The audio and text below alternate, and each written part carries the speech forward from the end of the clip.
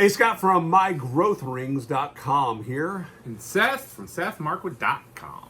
Together along with you and your .com, the three of us, we're Markwood Men's Breakfast Club. Welcome back once again to Tobacco Advent 2021, Day 25, also known as Merry Christmas. Merry Christmas.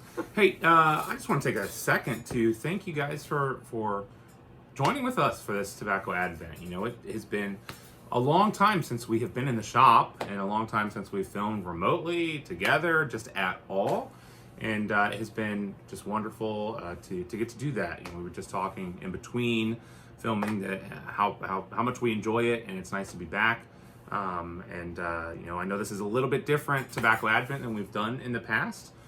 Thank you so much for your generosity that sent tobacco last year that allowed us to do it this way. And all the people who said, "Are you sure you don't need any?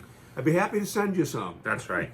That's you guys right. are awesome. Thank you so much for that as well. And you know, this allowed us to be with you here for this time, this thing that we love so much, while also, you know, somebody here has just recently moved. I was out of town that day. And, you know, have a lot going on through the month of December, so this has been great. So I'll just go ahead and ask this question: Lane 1Q. Are we going to do Markwood Men's Breakfast Club again as like a weekly thing, or do we have any plans for that? We have no plans for anything at this point. At this point, we're just flying by the seat of our pants. We'll figure that out in the new year, and if you have subscribed to the channel and hit notifications, you'll be the first to know. You can follow me on My Growth Rings, where I'm putting out 2 videos a week. So, all right, and we are smoking Lane 1Q. We're going to wrap up this year with something that we know we like. Even though I'm pretty confident that about 3 of the tobaccos we smoked this year were Lane 1Q already. Mm-mm-mm.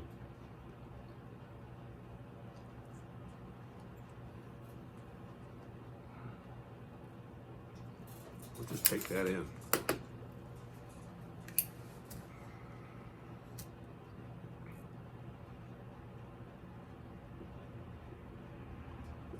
So, as we do every year, this is like that moment on the Charlie Brown Christmas show.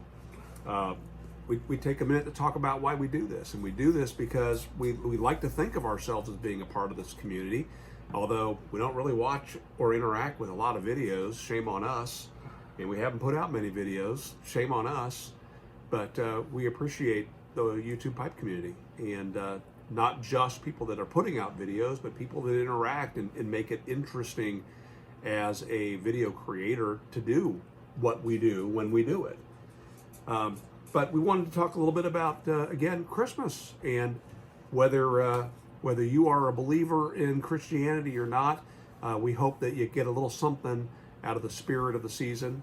You know, we were talking before about, you know, if you join a 12-step program, one of those steps is you just got to get in touch with, what do they call it? Your higher power, right? Mm-hmm. We happen to have a higher power that's pretty well documented.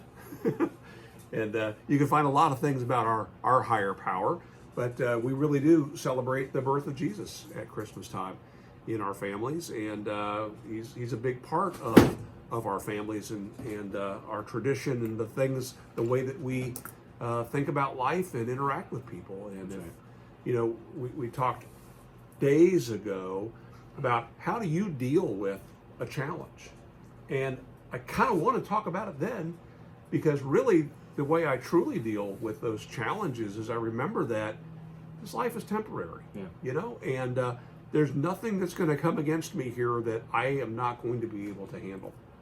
And I believe that's because of what I have found in Jesus. Yeah. Take it, boy. What? Reverend Seth. I don't know what you're talking about there.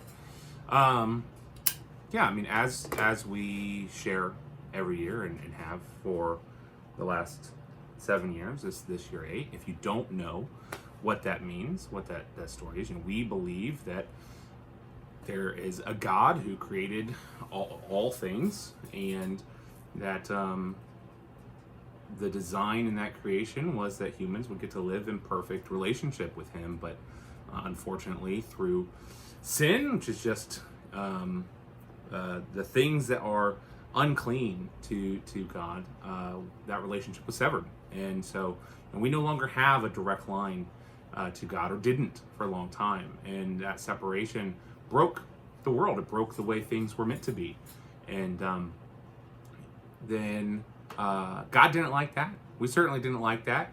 There were things put in place as a stopgap to kind of help mend that relationship over time. But the final solution is that Jesus, who is God, a part of God, came to earth and was born as a human and lived a perfect life, and eventually died as a sacrifice, so that that sacrifice could be accepted by everybody who can't live a perfect life. Everybody, which is every single one of us, violates something in some way, and makes us in a state of being unclean, that we can't be in the presence of a perfect and clean God. We would be destroyed. The consequences of not being perfect is death. It's death, not just of our physical body, but of our spiritual body. And so that sacrifice, even though it wasn't one that Jesus needed, it gets to stand as a gap to that when God looks at us, we see that perfect life that was lived, and not the sinful life. Easy. That's what I said. You said we see it. No, I'm sorry. When God looks at us, he sees the perfect life that Jesus has led. Now let's acknowledge something. If you've watched this long, you're probably a believer like us, or perhaps you're curious. And we can acknowledge that if you don't come from the foundation of this faith, what we've just shared is crazy talk. Yeah. Sounds absolutely crazy. We can acknowledge that. So here are things I think that are important to acknowledge when looking at that. I've never, I can look back and say, yeah, I've not led a perfect life. Right? A life that I've led has not been perfect. I have created tension and disharmony, and have sinned against other people. Have done things that have harmed them in some way. Even against me. That's right. And so, how do you restore the harm caused to that relationship? Right. So we can say that we have done that, and that if we accept that there is a God, that there are probably things that we have done, and if the God is perfectly good, that there are some things that we have done that make us not perfectly good, and those things have probably harmed the relationship we have with that God. And so we need a way to restore that. And unfortunately, it's kind of complicated when you're talking about the God of the universe. And so it is impossible for us to be good enough to restore that.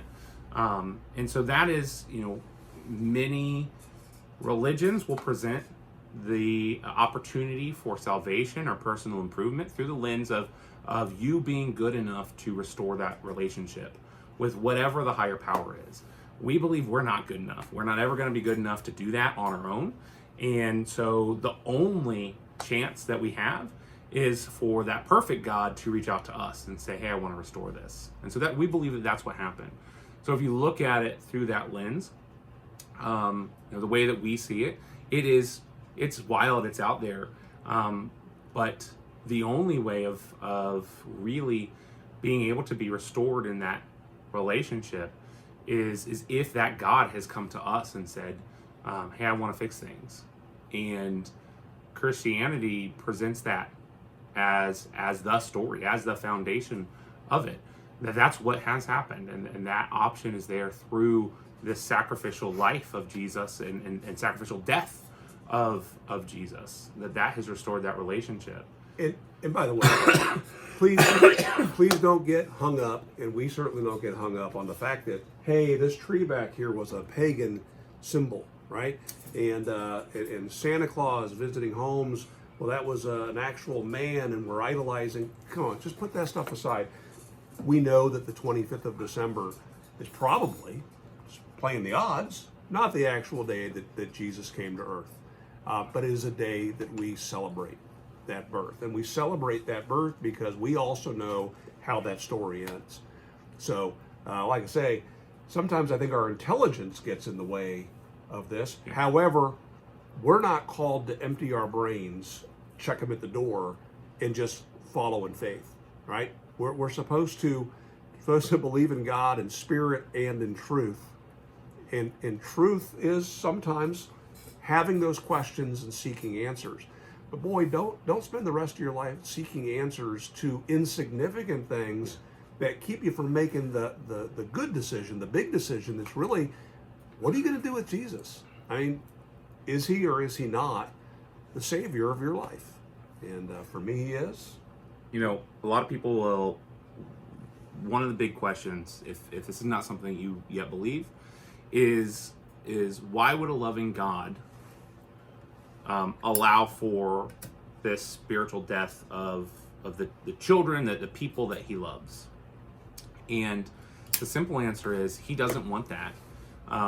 But that's the situation, that's the circumstances that we're in. But he has created the path for that restoration.